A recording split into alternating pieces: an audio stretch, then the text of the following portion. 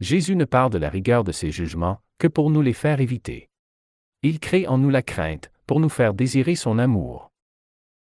L'amour de Dieu nous arrache à l'amour de nous-mêmes. L'amour de la sainteté nous arrache à l'amour du péché. Dieu, qui est assoiffé de l'amour des hommes, promet lui-même d'étancher la nôtre. L'amour de la Bible et l'amour du monde engendrent les enfants bâtards du christianisme. Si la sainteté du chrétien n'est qu'une étiquette, son christianisme n'est qu'une moquerie. Porter son nom sans lui ressembler n'est qu'hypocrisie. L'apparence de la piété ne suffit pas pour être sauvé. Celui qui dit qu'il demeure en lui doit marcher aussi comme il a marché lui-même. 1 Jean 2,6. Sans lui, tout pèse, mais avec lui, tout est une joie. C'est par son esprit que l'on s'immole par amour, et c'est la haine du péché qui nous donne l'héroïsme de se garder purs. Piqués dans l'orgueil de nos connaissances défectueuses, nous nous rebellons contre la bouche de celui qui est plus grand que nous. Nous nous punissons nous-mêmes par une croissance ralentie par la fierté. Nous ripostons au lieu d'aller prier, nous fuyons au lieu de chercher la vérité. Soyons différents de cette foule de chrétiens qui ne connaît pas le bonheur de suivre Jésus à la trace. Le juste est le premier à s'accuser lui-même. C'est la paix intérieure qui fait le bonheur d'une âme toute soumise au Seigneur. Chaque chrétien représente l'Évangile sur la terre, soyons vigilants et soucieux pour nous conduire avec grande précaution. Les luttes contre nous-mêmes rendent le cœur pur. Réparons nos froideurs passées et le temps perdu aux affections profanes. La vaine gloire de connaître la Bible par cœur est un aveuglement funeste et la maladie générale de beaucoup de chrétiens. Dieu prend soin de glorifier lui-même ceux qui sont véritablement humbles. Le diable ne craint pas les martes, qui s'agitent comme des poules sans tête, mais il tremble par instinct devant les âmes pieuses assises aux pieds de Jésus. Le bien que Dieu retire du mal justifie sa sagesse, mais ne nous justifie pas de l'avoir commis. Si nous sommes trop habitués aux grâces continuelles, nous penserons comme les Juifs que tout nous est dû. Nous tomberons dans la suffisance qui conduit à l'endurcissement de cœur et la perdition. L'orgueilleux se reconnaît facilement. Il se reconnaît à sa tenue, à sa démarche, à ses gestes, à ses regards, à ses paroles, tout en lui est l'expression vive de la bonne opinion qu'il a de lui-même. L'orgueil n'est pas un péché comme les autres. C'est le seul péché qui peut nous faire commettre le blasphème du Saint-Esprit. Tous les péchés qui existent sont des péchés contre nous-mêmes ou le prochain, mais l'orgueil est un péché contre Dieu. Si nous n'aimons que ceux qui sont identiques à nous en matière de foi, que faisons-nous d'extraordinaire? Les chrétiens charnels font tous de même. Mais si nous étendons notre amour fraternel jusqu'à ceux qui ne nous ressemblent pas, nous sommes vraiment fils de Dieu. C'est la paix intérieure qui fait le bonheur de l'âme, et c'est l'unité qui fait la paix. Les ennemis du bien sont nombreux parmi ceux qui devraient le défendre. L'âme chaste rend le corps chaste. La chasteté transforme et donne l'intelligence des choses du ciel, car au ciel tout et tous sont chastes. Ne cherchez pas le bonheur, cherchez le Seigneur et le bonheur vous sera donné par-dessus. On peut être au milieu du monde sans être du monde et au milieu de l'Église sans être de l'Église. La conversion au Christ est un baptême dans l'obéissance. Avec sa vertu créatrice et sanctificatrice, le Saint-Esprit fait, en un cœur soumis, une demeure propre à Jésus. L'âme qui a blessé son prochain n'a pas le droit de chanter. Dieu est immuable, immobile et paisible, mais l'âme qui s'agite et sort d'elle-même, perd sa communion, tremble et devient fragile. Il y a des louanges au Seigneur qui se crient et d'autres qui se murmurent. Lorsque Christ est en nous, le bonheur est en nous. La fausse doctrine est un poison lent, elle ne peut rester sans effet. Les doctrines d'un homme pervers ne peuvent pas être droites. Même quand il veut être droit, le cœur tortueux engendre la fausseté. La sainteté veut être aimée et poursuivie. Celui donc qui désire être saint a déjà commencé à l'être. Là où règne l'amour et la sainteté, l'âme devient un ciel pour Dieu. L'âme simplifiée devient la demeure de la paix. L'ennemi qui vous flatte veut vous nuire, mais l'ami qui vous flatte vous fait grandir. Jésus n'a pas guéri les malades pour prouver sa divinité, mais pour prouver l'amour que Dieu porte à l'humanité. La dureté de notre cœur endurcit contre nous celui du Seigneur, mais la douceur attendrit envers nous celui de Dieu. Si la solitude est une douleur, elle fait aussi partie d'une mort à nous-mêmes qui concourt à notre résurrection spirituelle.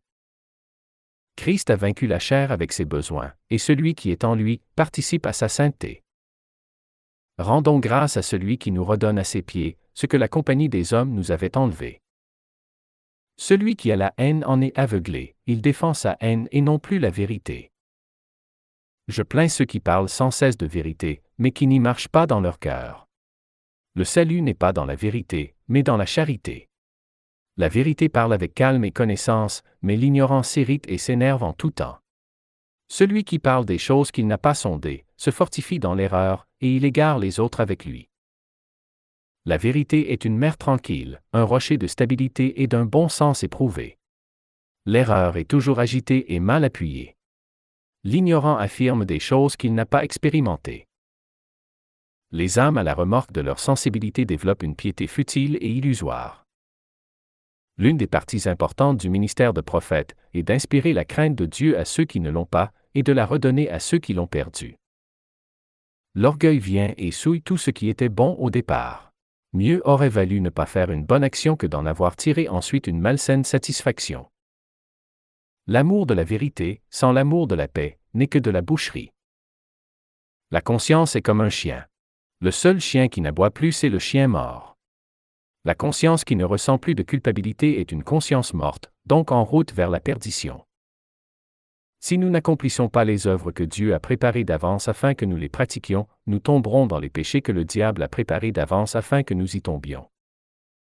Craignez celui qui peut faire périr l'âme et le corps dans la géhenne, Matthieu 10, 28. Aujourd'hui, les chrétiens veulent échapper à leur responsabilité de vivre comme le Seigneur leur demande, ils veulent être confortables dans leurs péchés, ils ne veulent répondre de rien, et vivre comme ça leur plaît. Mais c'est le rôle du vrai prophète de redonner des yeux ouverts à son Église. Le ministère de pasteur est issu du côté maternel de Dieu, il chérit et protège les petits. Le ministère de prophète est issu du côté paternel de Dieu, il inspire la force, l'autorité et une crainte sanctifiante. Tous les chrétiens qui veulent vivre pieusement en Jésus-Christ seront persécutés par les chrétiens qui ne vivent pas pieusement en Jésus-Christ. Le chrétien aura pour ennemis les gens de son Église. Christ est un royaume et un remède universel à tous les maux, un charme et un baume qui adoucit toutes les difficultés. Nos péchés sont des gifles à la figure du Créateur. Les hommes ont le devoir d'agir et les femmes ont le devoir de prier. Jésus sur la croix a porté tous les péchés comme s'il les avait commis lui-même. Ô âme, remplie de crimes, l'immortalité rendra ta mort éternelle. Il ne faut pas faire le savant pour être admiré, mais viser la simplicité pour être compris. Celui qui ne se soucie pas de son prochain ne saurait vous aimer, Seigneur, et celui qui ne se soucie pas de vous ne saurait aimer son prochain. Si je n'exerce pas la miséricorde, je n'aurai point part à votre amour, et si je n'exerce pas l'amour, je n'aurai point part à votre miséricorde. Les accidents sont les rendez-vous de la providence. Plus nous sommes avancés dans la grâce, plus nos péchés deviennent graves à ses yeux, et plus ses châtiments seront sévères et douloureux.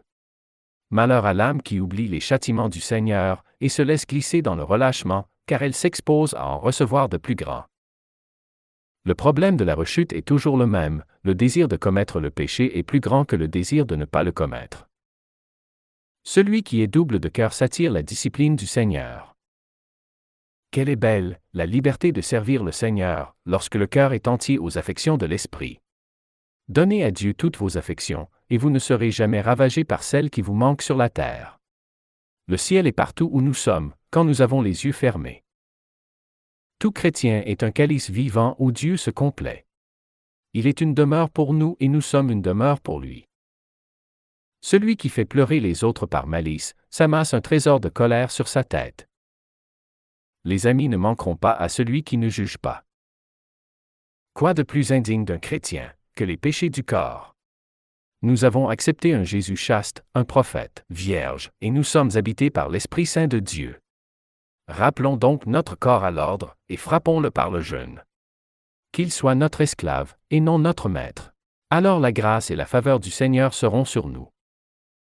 Le chrétien passe la moitié de sa vie à louer Dieu pour sa lumière et l'autre moitié à la fuir.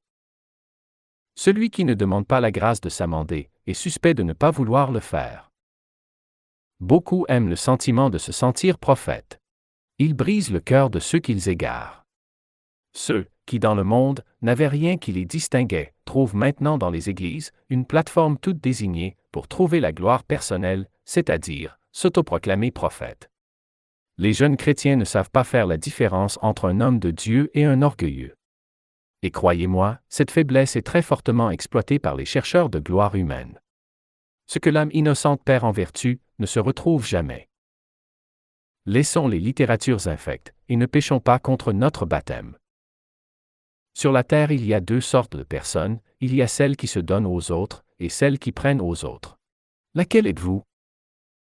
Si Jésus vous excuse, qui vous accusera? Nos églises sont aujourd'hui un calvaire, d'où nous voyons sortir des gens tristes et qui marchent en se regardant les pieds. Où sont donc passées les prédications d'espérance, qui remplissaient les cœurs de joie, qui calmaient les sanglots et fortifiaient les cœurs? Nous avons d'urgence besoin d'une réforme pastorale. Remercions Dieu pour les périodes de sécheresse. Dieu crée souvent l'illusion de son absence, car ce n'est qu'en l'absence de Dieu que l'homme manifeste son vrai cœur. Quand vous ne ressentez pas la présence de Dieu, c'est qu'il observe pour voir comment vous vous comporterez.